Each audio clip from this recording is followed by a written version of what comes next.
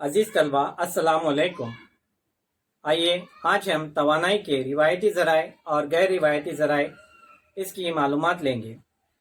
तवानाई के रिवायती ज़राए जो रिवायत से चले आ रहे हैं, पहले ज़माने से शुरू है, जैसे पत्थर का कोयला, मिट्टी का तेल, पेट्रोल, डीजल, रक्काजी ईंधन, इनका इस्तेमाल हम करते हैं।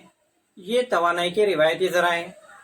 ये एक बार ख़त्म हो जाए तो इनको हम दोबारा पैदा नहीं कर सकते, इसीलिए इनका इस्तेमाल किफ़ायत से करना चाहिए।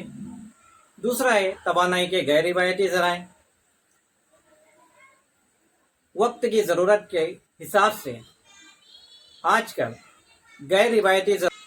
वक्त के हिसाब से गैर रिवायती ज़रायों का इस्तेमाल बढ़ाना चाहिए, जैसे हवा की तवानाई।